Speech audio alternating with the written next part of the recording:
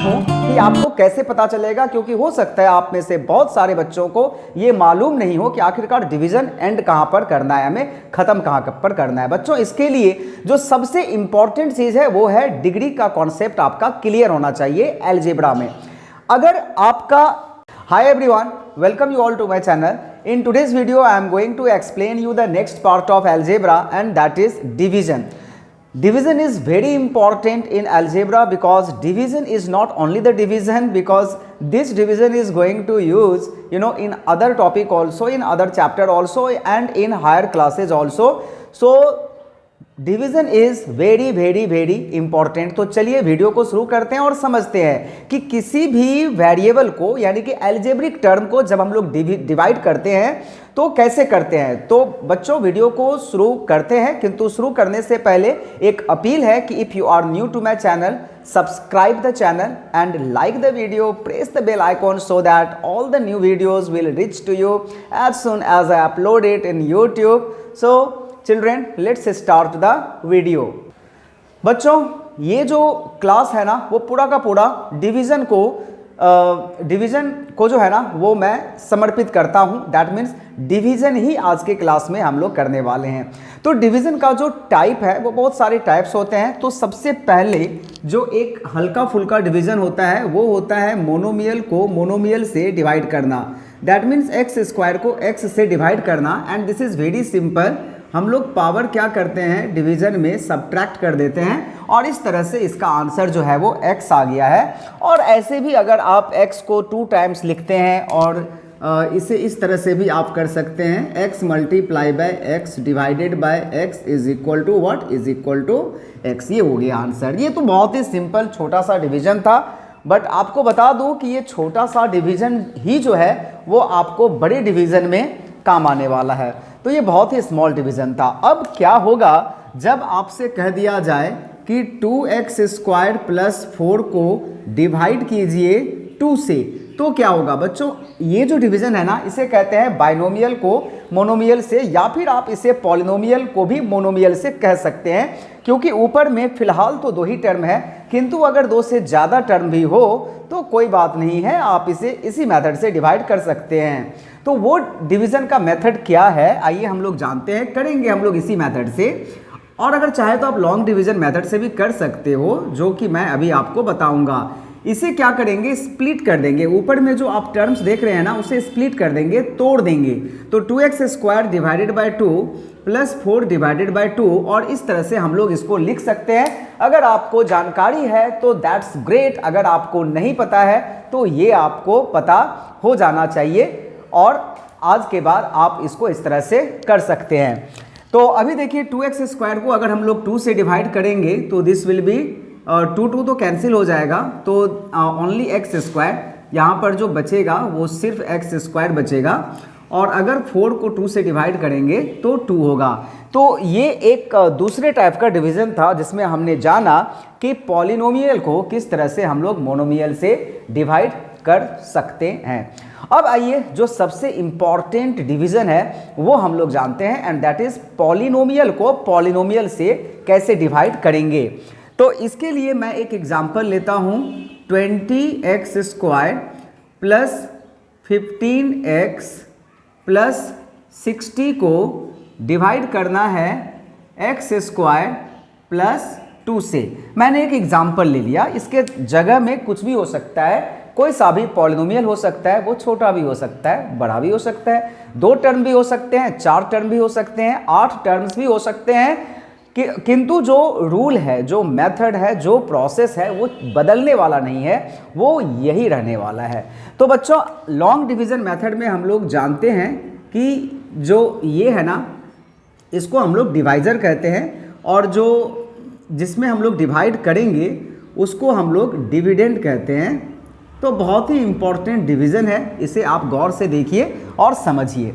इसमें देखिए सबसे पहला काम जो हमें देखना है वो ये है कि whether the terms are arranged in their descending order of degree और नॉट। डिग्री से मेरा मतलब ये है कि आप वेरिएबल का जो पावर है उसे आप देखिए, और ये एंश्योर कीजिए कि जो पावर है ना वो डिसेंडिंग ऑर्डर में हो, यानी कि बड़े से छोटे के क्रम में हो। अगर ऐसा नहीं है तो आपको सबसे पहले वो कर लेना है, उसे अरेंज कर लेना है। किंतु इस केस में एज वी कैन सी ये जो पावर है वो ऑलरेडी अरेंज है और डिविडेंड में भी अरेंज है। जब आप पहला स्टेप में इसे वेरीफाई कर लेते हैं तो फिर दूसरा स्टेप जो आता है अपना वो ये आता है कि जो इसका फर्स्ट टर्म है ना उसे आपको मतलब टोटल कैंसिल करना पड़ेगा। दैट मीन्स वो कौन सा टर्म है जिससे हम इसके फर्स्ट टर्म को मल्टीप्लाई करें तो ये आ जाए। अगर आप मेंटली कैलकुलेशन कर लेते हैं तो दैट इज ग्रेट, अगर नहीं कर लेते हैं तो उसका रूल ये है कि आप कहीं पर भी रफ कॉलम में क्या कीजिए, इसका जो फर्स्ट टर्म है उसमें क्या कीजिए, इसके फर्स्ट टर्म से डिवाइड कीजिए। तो बच्चों यहाँ पर हम लोग क्या देख रहे हैं कि एक्स स्क्वायर यानी कि ये जो है ना वो 20 आता है। इस डिवीज़न में मैं आपको समझाऊंगा, इसके लिए मुझे यहाँ से क्या करना पड़ेगा, ये 2 को मैं यहाँ से रिमूव कर देता हूँ, ठीक है ना। इस 2 को हम लोग रिमूव कर देते हैं ताकि इसको और भी जो है वो अच्छी तरह से आपको मैं समझा पाऊँ। तो अभी क्या होगा ना, ये 20x होगा, ठीक है ना। तो 20x is the first term of quotient, 20x is the first term of quotient. जब हम लोगों को ये पता चल गया कि 20x इसका फर्स्ट टर्म है कोसेंट का, तो 20x से हमें इस दोनों टर्म को मल्टीप्लाई करना होगा। तो बच्चों 20x को जब हम लोग x के साथ मल्टीप्लाई करेंगे तो this will be 20x square, और 20x को जब 2 से मल्टीप्लाई करेंगे so this will be 40x। अब इसके बाद डिवीजन में वी ऑल नो कि होता है सब्ट्रैक्शन, एंड अलजेब्रा में जब हम लोग सब्ट्रैक्ट करते हैं तो वी ऑल नो कि साइन जो है वो चेंज होता है। अब देखिए इसको तो कटना ही था क्योंकि इसी को कैंसिल करने के लिए हम लोगों ने सारा काम किया। अभी 15 माइनस 40 कितना होता है, 25 होता है, माइनस 25 होगा बिकॉज माइनस का साइन यहाँ पे ग्रेटर है। तो ये आ गया अपना अगला डिविडेंड। बच्चों अभी हमें क्या लाना है, माइनस 25x लाना है। यहाँ क्या है, x है।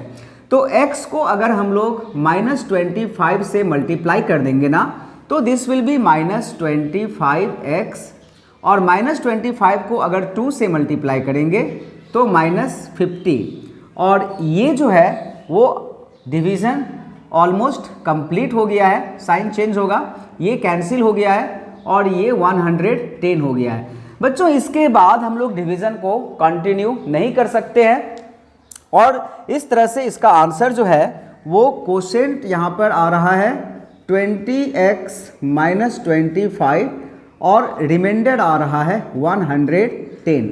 मैं आपको बता दूं कि डिवीज़न में हम लोग ये कैसे पता करेंगे कि डिवीज़न हम लोगों का कंप्लीट हो गया है। मैंने आपसे क्या कहा कि डिवीज़न हम लोग इसके आगे कंटिन्यू नहीं कर सकते हैं। ये आपको कैसे पता चलेगा, तो आइए इस वीडियो में मैं आपको बताता हूं कि आपको कैसे पता चलेगा, क्योंकि हो सकता है आप में से बहुत सारे बच्चों को ये मालूम नहीं हो कि आखिरकार डिवीज़न एंड कहाँ पर करना है, हमें ख़त्म कहाँ पर करना है। बच्चों इसके लिए जो सबसे इंपॉर्टेंट चीज़ है वो है डिग्री का कॉन्सेप्ट आपका क्लियर होना चाहिए अलजेब्रा में।